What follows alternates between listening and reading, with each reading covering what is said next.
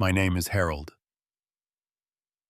I'm 62 years old, and for 25 years I thought I knew my son Emily. Every summer we'd take our father-son camping trip to Yellowstone, a tradition that started when he was just 7. I worked double shifts at the construction site, saved every penny to make these trips special. This year felt different somehow. Emily seemed distant, almost calculating. I should have trusted my instincts. What happened next in that wilderness changed everything between us forever. Before I share what happened next, let me know where you're watching from in the comments below. Hit that like button if you've ever felt unappreciated by someone you love, and don't forget to subscribe because this story takes a turn that'll leave you speechless. Looking back now, I realize those camping trips meant everything to me because they were all I had left of being a real father. When Emily's mother died of cancer 15 years ago, camping became our sacred time together. Just the two of us. No distractions. No outside world interfering with our bond. I still remember that first trip after Sarah passed. Emily was only 7, confused and angry about losing his mom. I didn't know how to fill that void, but I knew I had to try. So I loaded up my old Ford pickup with a borrowed tent, some basic supplies I could barely afford, and drove us 6 hours to Yellowstone. That little boy who'd been sulking and crying for weeks, suddenly came alive when he saw those mountains. "Dad, are there really bears up there?" he asked, eyes wide with wonder instead of tears for the first time in months. "Sure are, buddy," I told him. "But don't worry. I'll teach you everything you need to know to stay safe." And I did. Year after year, I taught him to tie proper knots, identify edible plants, read weather patterns, set up camp efficiently. I showed him how to respect nature while enjoying its beauty. We had our special spot near Grizzly Lake, a 3-mile hike that kept most casual campers away. It required real effort to reach, but the payoff was incredible. Crystal clear water, mountain views that took your breath away, and usually complete solitude. Those early years, Emily hung on my every word. He'd pepper me with questions about everything from why pine cones fell at certain times to how Native Americans survived winters in these mountains. I'd make up stories when I didn't know the real answers, and he'd listen with absolute trust and fascination. As he got older, our conversations deepened. During his teenage years, when other kids were rebelling against their parents, our camping trips became his safe space to share what was really going on in his life. Troubles at school, girlfriend drama, worries about his future. We'd sit around the campfire and he'd open up in ways that never happened at home. I sacrificed everything to make those trips happen. Worked overtime at construction sites, often putting in 60-hour weeks. Missed barbecues with neighbors, turned down fishing trips with my work buddies, skipped holidays with extended family. Every extra dollar went into camping gear, better equipment, making sure Emily had experiences other kids only dreamed about. When he graduated high school, I surprised him with a high-end sleeping bag that cost me 3 months of grocery money. When he got his first job, I upgraded our tent to a premium model that could handle any weather. I wanted him to know that our tradition mattered, that he mattered more than anything else in my world. But somewhere in his 20s, things started changing. The enthusiastic questions became polite grunts. The campfire conversations shortened to basic logistics about where to hike the next day. He started bringing his phone, checking it constantly, even in areas with no service, as if hoping civilization would somehow reach us. Last year, he arrived 2 hours late for our departure, offering no explanation or apology. He brought expensive gear I'd never seen before, designer hiking boots that cost more than I spent on groceries in 2 months. When I asked about his new job that seemed to be going so well, his answers were vague and dismissive. During our drive to Yellowstone this year, the silence stretched for miles. Emily stared out the window or at his phone, responding to my attempts at conversation with single-word answers. I found myself filling the quiet with nervous chatter about weather forecasts and trail conditions, anything to avoid confronting the growing distance between us. "Remember when you were 12 and we saw that family of elk right by our campsite?" I asked, trying to spark some warmth. "Yeah, Dad, I remember." That was it. No shared laughter about how scared he'd been, no mention of how we'd quietly watched them for an hour. Just acknowledgement that the memory existed, nothing more. I told myself this was normal. He was an adult now, with his own concerns, his own life to manage. But deep down I felt something slipping away, and I didn't know how to hold on to it. The warning signs started immediately when we reached our campsite, but I was so desperate to recapture our old connection that I ignored them all. Emily's impatience with my slower pace hiking in became obvious within the first hour. Where he used to walk beside me pointing out interesting rocks or bird calls, now he strode ahead checking his watch and sighing when I needed to rest. "Come on, old man," he muttered when I stopped to catch my breath after a particularly steep section. "We'll never make it to the good spots if we keep stopping every 5 minutes." Old man. He'd never called me that before. Not with that tone anyway. Sometimes he'd joke around and say, "Hey, old timer," when I'd tell stories about my construction days, but this was different. There was genuine irritation in his voice, maybe even contempt. Setting up camp revealed more changes I hadn't expected.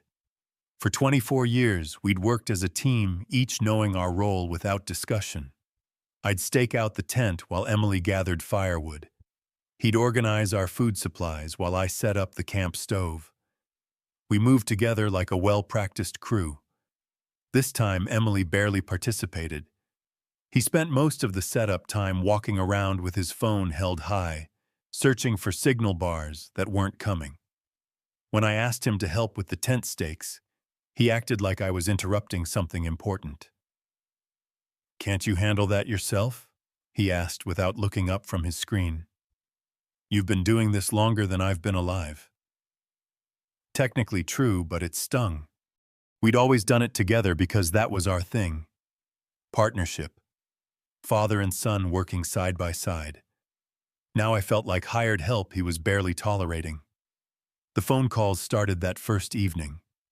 Despite having no cell service, Emily would walk to different areas around our campsite, holding his device up like some kind of divining rod. Occasionally, he'd find a weak signal and make hushed conversations I couldn't hear from our fire. When he returned from one of these mysterious calls, his mood was even darker than before. He sat across the fire from me, staring into the flames instead of meeting my eyes. The comfortable silence we used to share felt heavy and awkward. "Everything okay with work?" I ventured. "It's fine, Dad. Just some business stuff." "Want to talk about it?" Sometimes helps to bounce things off someone else. "No, I really don't." The sharpness in his response surprised me.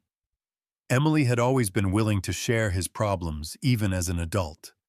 Especially during our camping trips, when the wilderness seemed to strip away his usual defenses.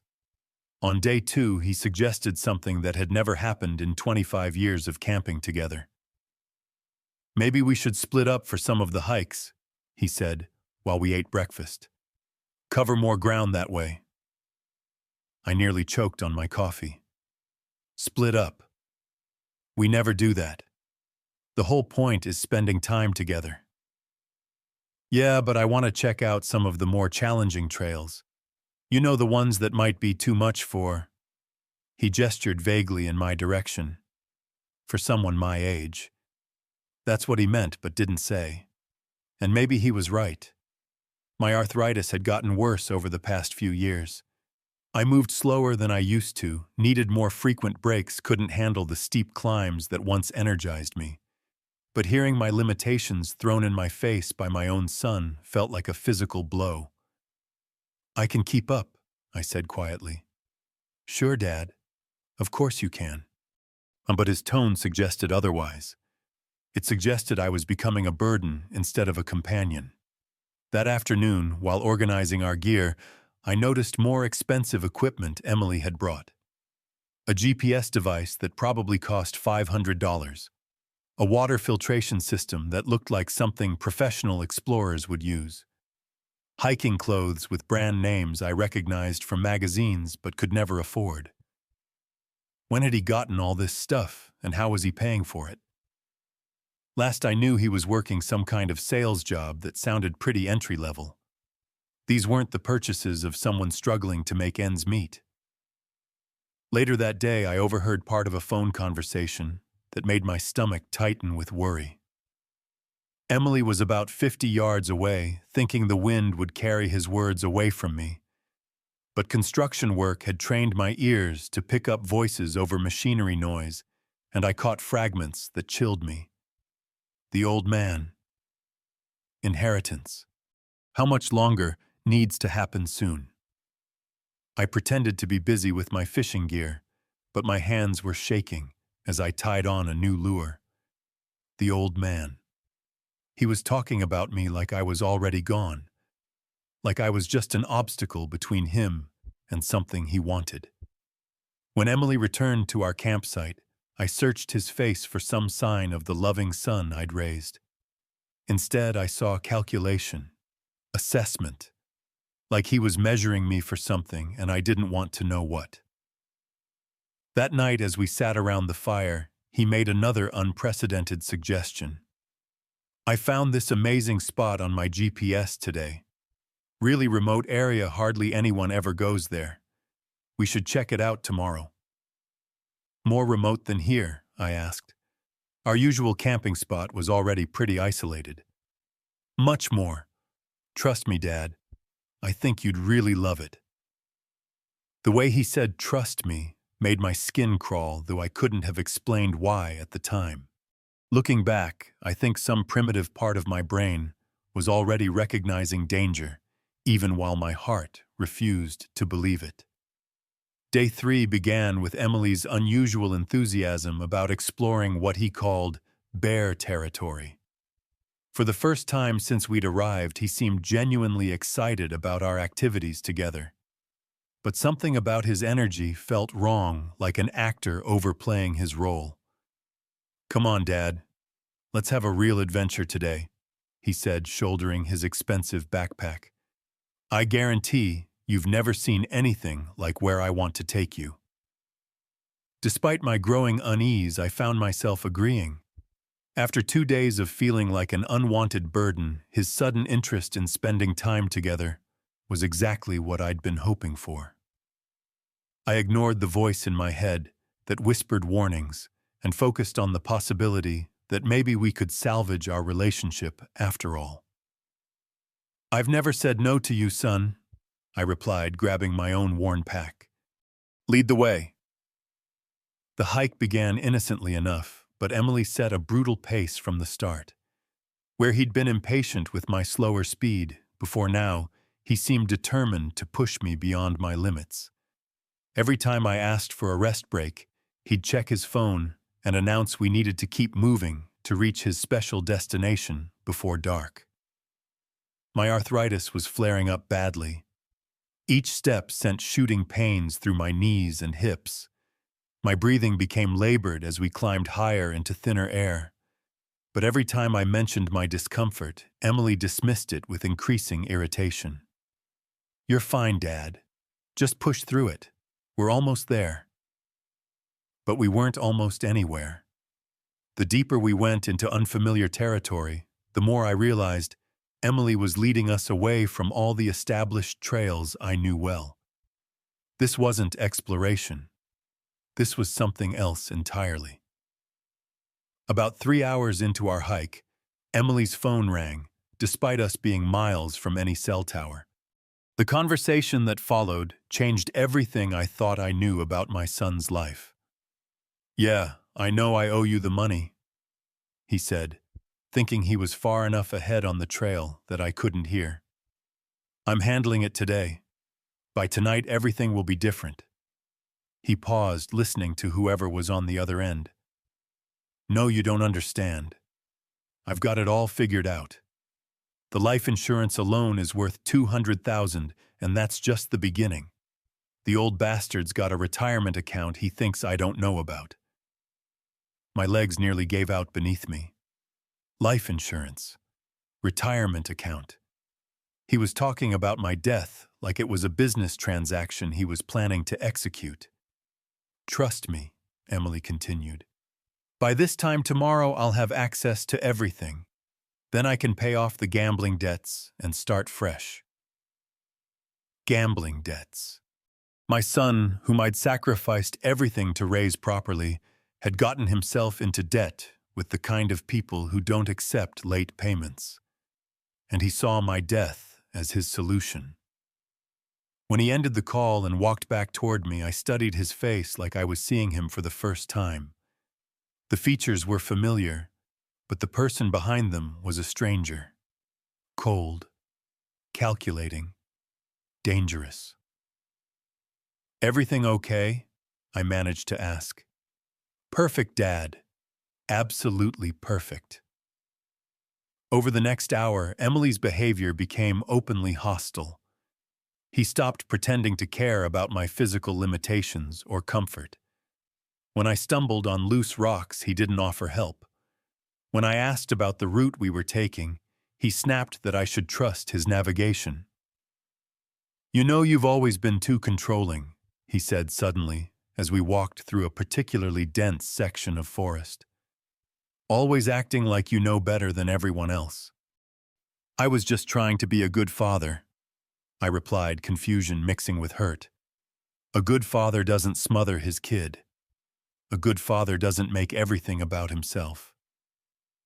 "Make everything about myself, Emily. I gave up everything for you.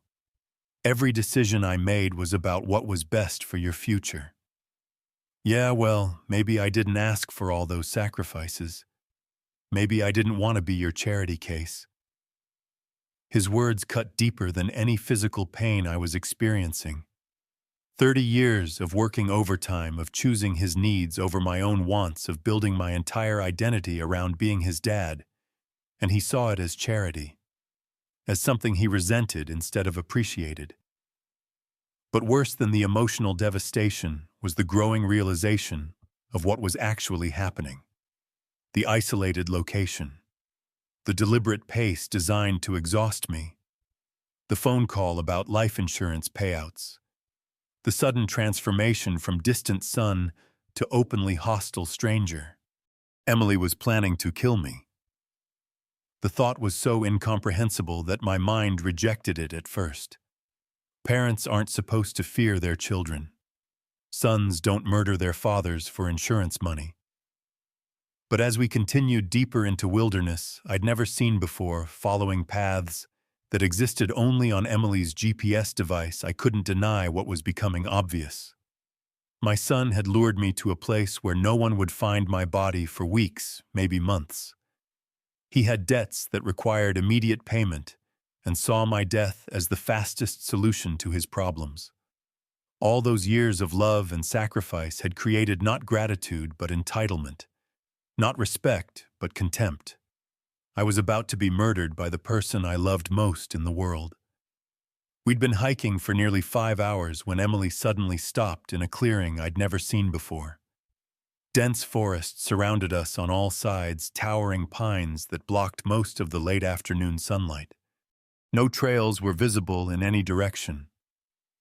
My GPS watch showed we were at least 6 miles from our original campsite in terrain that would be nearly impossible to navigate without electronic guidance. Emily pulled out his phone and checked something on the screen, his face lighting up with satisfaction. "Perfect," he said. "This is exactly where I wanted us to end up." That's when I knew for certain this had all been planned. The enthusiasm about exploring new territory. The brutal pace designed to exhaust me. The remote location with no chance of other hikers stumbling across us. Emily hadn't brought me here to share an adventure. He'd brought me here to die. "Emily," I said carefully, "maybe we should head back. It's getting late and this area doesn't look familiar to either of us." Oh, I know exactly where we are, Dad. His voice had changed completely. Gone was any pretense of affection or respect. What remained was cold calculation and barely contained rage. I've been planning this route for months. Planning what route? Don't play stupid. You know exactly what this is about. But I didn't. Not really. I knew he was angry with me, knew he had financial problems, knew he'd made that horrible phone call about my life insurance. But I still couldn't fully comprehend that my own son intended to murder me in cold blood. Emily's demeanor underwent a complete transformation as he began revealing the depth of his resentment. For 25 years, I'd seen flashes of irritation or disappointment from him, but never anything like the pure hatred now pouring out. Do you have any idea how embarrassing it's been having you as a father? He began circling me like a predator toying with prey. All through school, having to explain why my dad was just some construction worker, while other kids' fathers were lawyers and doctors and business owners. I provided for you, I said weakly. We never went without anything you needed. Needed? What about what I wanted? What about having a father I could actually be proud of instead of some blue-collar nobody who smelled like sawdust and concrete? Each word felt like a physical blow. I'd been so proud of my honest work, of using my hands and back to build things that would last generations. I'd taught Emily that all work had dignity, that providing for your family was the highest calling a man could have. Apparently, he'd learned different lessons. Your whole life has been so small, Emily continued, so pathetic. Living in the same crappy house for 30 years, driving trucks until they fall apart, acting like these stupid camping trips were some kind of magnificent gift you were giving me. You always seemed to enjoy them, I whispered. I was being polite. God. Dad. Couldn't you tell? I outgrew this wilderness nonsense years ago. I have real problems to deal with, real opportunities to pursue, and you keep dragging me back to this juvenile fantasy about father-son bonding. The cruelty in his voice was unlike anything I'd ever heard from him. This wasn't the heat of an argument or temporary anger. This was deep, long-held contempt finally being released. Here's what's going to happen, Emily said, his tone becoming businesslike. You're going to sign some documents I brought with me. Power of attorney changes to your will authorization to liquidate your retirement accounts. All very legal and proper. He pulled a folder from his backpack papers I now realized he'd been planning to force me to sign all along. Documents that would give him immediate access to everything I'd spent decades accumulating. And if I refuse, Emily smiled, but there was no warmth in it. Well, that would be unfortunate. You see, I've done quite a bit of research on this area. Grizzly bear activity has been unusually high this season. Fatal attacks, while rare, do happen to elderly hikers who venture too far off established trails. My blood turned to ice. Emily, you can't be serious. Oh, I'm completely serious. I've been spreading food scraps and scent attractors around this clearing for the past hour while you were catching your breath. Amazing how those expensive nature documentaries teach you exactly what draws predators to specific locations.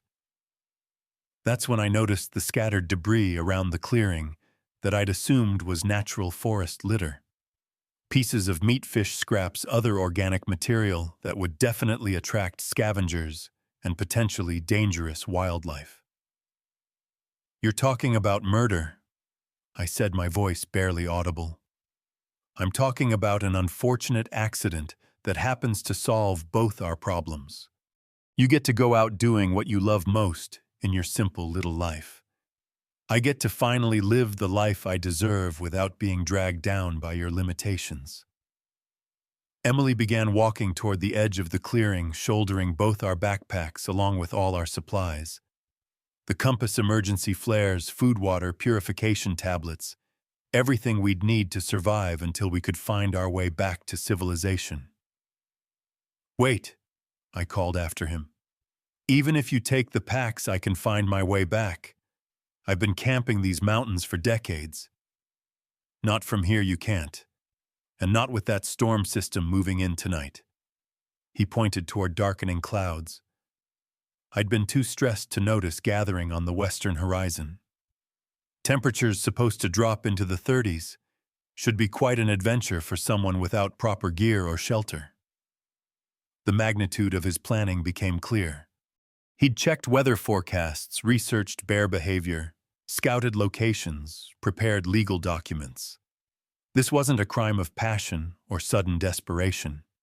This was calculated, premeditated murder of his own father. "Emily, please," I begged, abandoning any pretense of dignity. "I'm your dad. I love you. Whatever problems you're having, we can work them out together." "Love." He laughed, a sound more chilling than anything I'd heard from wild animals in 25 years of camping. "You call suffocating someone with your neediness love. You call forcing someone to pretend gratitude for sacrifices they never asked for love. I thought I was being a good father. You were being selfish. Everything you did was about making yourself feel important and needed. Well, congratulations, Dad. You're about to find out what it feels like to truly need someone who isn't there." With that, Emily turned and walked into the forest, leaving me completely alone in a clearing baited for predators without supplies or navigation tools, with a dangerous storm approaching and temperature dropping toward freezing. The sound of his footsteps disappeared within minutes, swallowed by the vast wilderness that had once been my sanctuary, but now felt like my tomb. I was 62 years old, abandoned by my own son, facing a night that very well might be my last. The person I'd loved and provided for my entire adult life had just told me he hoped I'd meet a grizzly bear in the dark. And for the first time since this nightmare began, I realized I wasn't just afraid of dying. I was afraid of how much I wanted to live long enough to make Emily regret every word he'd just spoken. The first hour after Emily disappeared was the darkest of my entire life. I sat on a fallen log in that baited clearing, surrounded by the scent attractors my son had strategically placed to draw predators, and cried like I hadn't since Sarah's funeral. But these tears weren't just about grief. They were about the complete destruction of everything I thought I knew about my life. 30 years of sacrifice reduced to selfishness. Decades of unconditional love dismissed as suffocation. A lifetime of putting Emily's needs before my own, repaid with calculated abandonment in a place where he hoped I'd die alone and afraid. As darkness began falling and the temperature started its promised drop toward freezing, I felt something I'd never experienced before, the complete absence of hope. Emily had planned this perfectly. No one knew where we were. Our original campsite was miles away through terrain I couldn't navigate without a compass. The storm clouds were gathering exactly as he'd predicted. But somewhere during that first terrifying night, huddled against a boulder, with nothing but my day clothes for warmth, listening to sounds of wildlife moving through the darkness around me, something fundamental shifted inside me. Maybe it was hypothermia affecting my thinking, or maybe it was just the clarity that comes when you have nothing left to lose. But I stopped being Harold the devoted father and became Harold the survivor. I'd spent 40 years in construction building skyscrapers and bridges and structures that had to withstand whatever nature threw at them. I understood materials and engineering and problem-solving under pressure. Those skills hadn't disappeared just because I was 62 and retired. When morning finally came and I was still alive, I took inventory of my situation with the methodical approach I'd used on countless job sites. What resources did I have? What challenges did I face? What was the most efficient way to solve each problem? My clothing wasn't ideal, but it was better than nothing. My work boots were sturdy and well broken in. I had a pocket knife, some basic first aid supplies, and most importantly, I had knowledge Emily had underestimated. Finding water became my first priority. In construction, you learn to read landscape for drainage patterns and natural water flow. Within 2 hours, I'd located a small creek that would keep me hydrated while I figured out longer-term survival. Building shelter came next. Emily thought he was abandoning a helpless old man, but he'd actually abandoned someone who'd spent decades understanding how structures withstand environmental stresses. Using techniques I'd learned both from work and from years of camping, I constructed a lean-to that would protect me from wind and rain while conserving body heat. By the third day, I'd developed a routine that kept me not just alive but increasingly confident. I found edible plants I recognized from our camping trips when Emily actually paid attention to my wilderness knowledge. I improvised tools using materials available in the forest. I established a water collection system for when the creek ran low. Most importantly, I began planning. Emily expected me to die out here, but he'd made crucial mistakes. He'd assumed I was helpless without modern conveniences, that age had made me incompetent, that panic would prevent clear thinking. Instead, I was discovering capabilities I'd forgotten I possessed. On the fourth day, I found evidence that Emily had returned to check on his handiwork. Fresh footprints near the clearing where he'd left me positioned to observe from a distance. He was monitoring the situation, probably hoping to confirm my death before hiking back to report a tragic accident. That's when I realized Emily had given me the greatest gift possible: underestimation. He saw me as a weak, dependent old man who couldn't survive without his help. The reality was that I'd spent my entire adult life solving problems, overcoming obstacles, and building things that lasted. I wasn't just going to survive Emily's murder attempt. I was going to turn the tables completely. Over the next 3 days, I used my construction experience to create not just shelter, but a base of operations. I mapped the area using techniques I'd learned for surveying job sites. I tracked Emily's movements when he came to spy on me. I prepared for the moment when I'd emerge from this wilderness stronger and smarter than when I'd entered it. The man Emily had tried to kill was gone.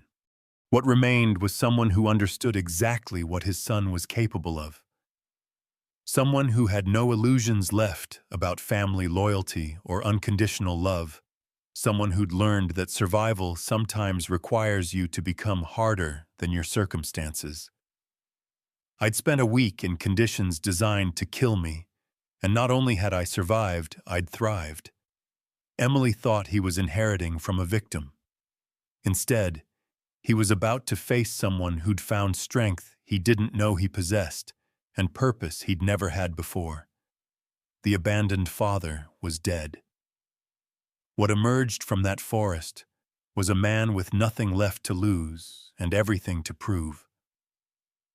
When I finally walked out of that wilderness, 8 days after Emily abandoned me, I looked like someone who'd been through hell but emerged victorious. Leaner, harder, more focused than I'd been in years. The park rangers who found me on a main trail couldn't believe I'd survived alone in such remote territory with minimal supplies. My first stop wasn't the hospital or a hot meal or a comfortable bed. It was the nearest police station where I filed a detailed report about what Emily had done. Attempted murder, elder abuse, reckless endangerment. I provided exact GPS coordinates of where he'd abandoned me, descriptions of the scent attractors he'd used to draw predators, and most importantly, I gave them his phone number so they could verify his location during the time I was supposed to be dying. The desk sergeant initially treated my report like a family dispute that had gotten out of hand, until I showed him the legal documents Emily had brought death to force me to sign, the ones transferring all my assets to him. Until I explained about the life insurance beneficiary information he'd somehow accessed. until I described the methodical planning that had gone into what was clearly premeditated attempted murder. "Sir, these are very serious accusations against your son," the officer said carefully. "They're not accusations," I replied. "They're facts, and you're going to discover there's a lot more to this story than one camping trip gone wrong." I was right. Once they started investigating Emily's background, everything unraveled quickly. The gambling debts were worse than I'd imagined. He owed money to loan sharks who'd been making increasingly violent threats.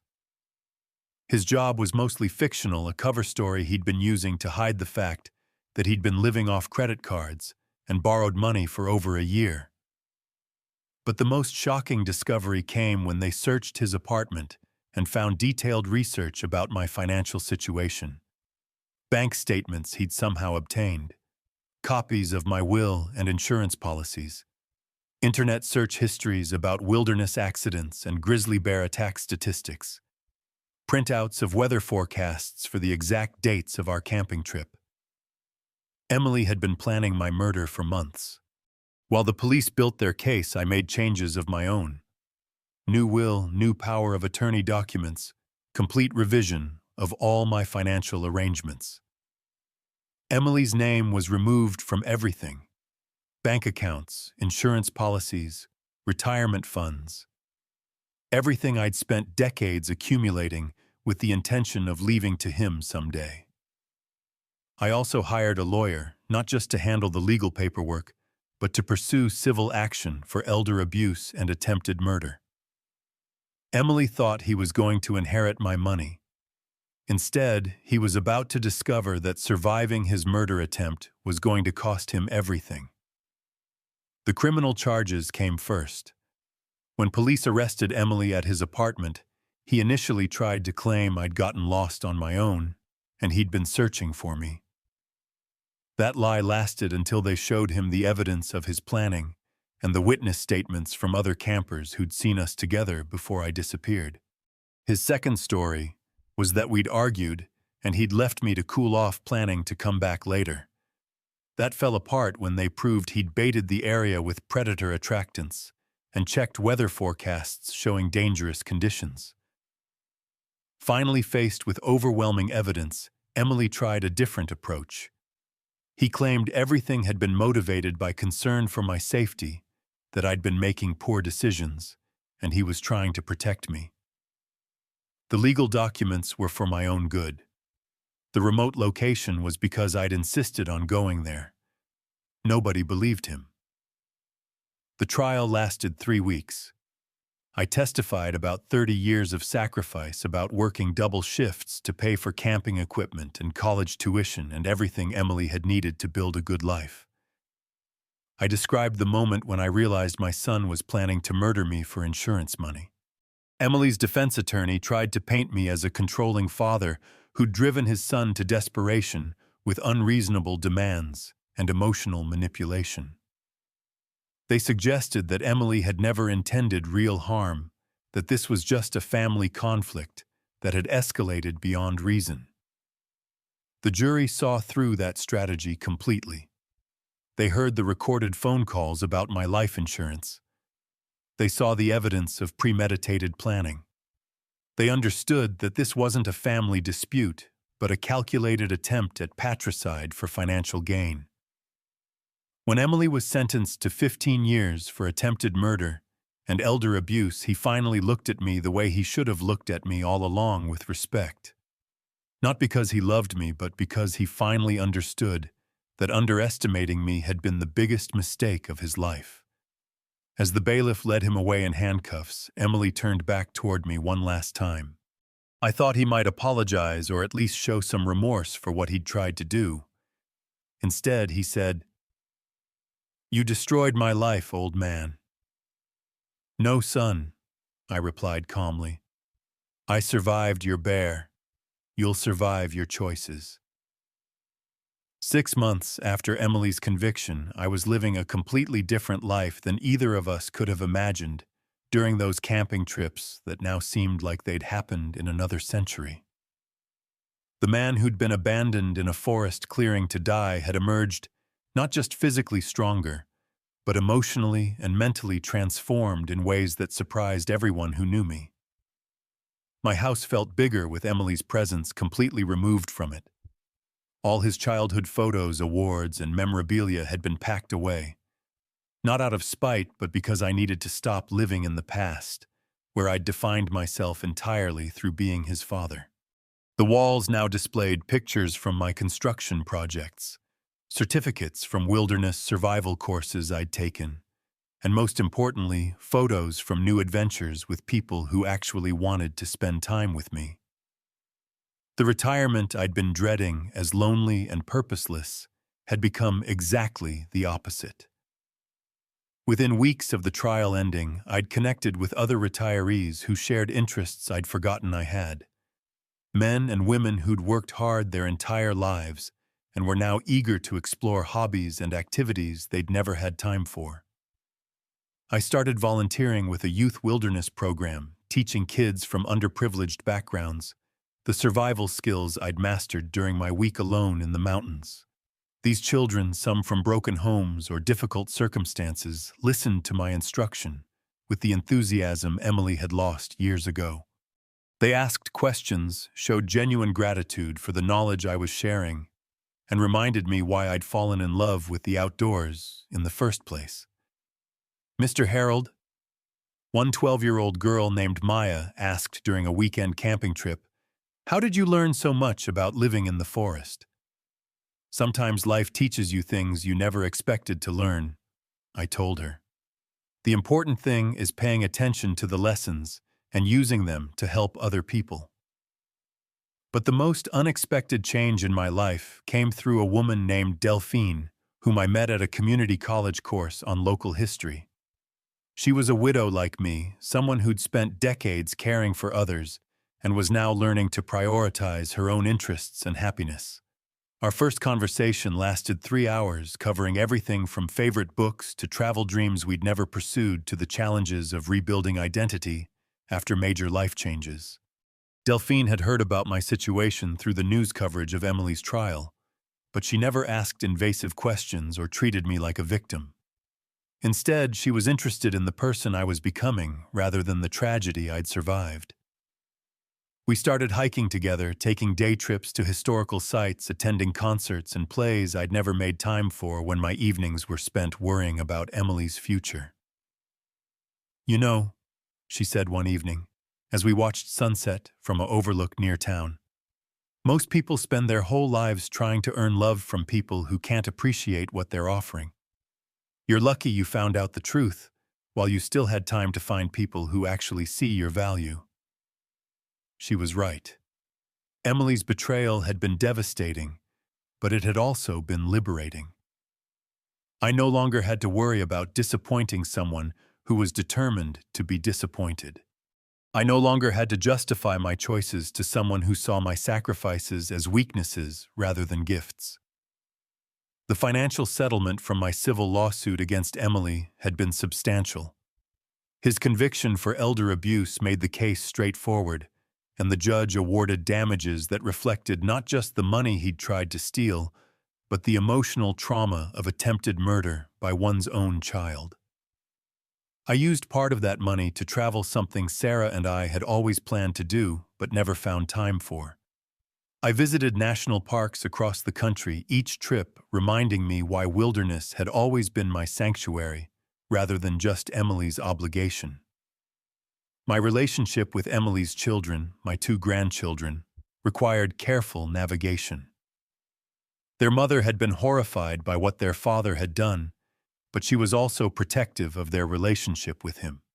I respected her position while making it clear that they were always welcome in my life, with or without their father's approval. 9-year-old Marcus and 7-year-old Sophie had been told that Grandpa Harold and Daddy had grown-up problems that meant they couldn't spend time together anymore. They didn't need to know the details of attempted murder, but they could understand that sometimes adults make choices that change family relationships permanently. "Grandpa, why don't you and Daddy go camping anymore?" Sophie asked during one of their visits. Sometimes people change in ways that mean it's not safe to trust them like we used to, I explained carefully. But that doesn't change how much I love you or how proud I am to be your grandfather. Emily wrote me letters from prison, especially as his appeals were rejected, and the reality of serving his full sentence became clear. The letters went through phases: rage, blame, manipulation, self-pity, and finally something that might have been genuine remorse. I read every one but never responded.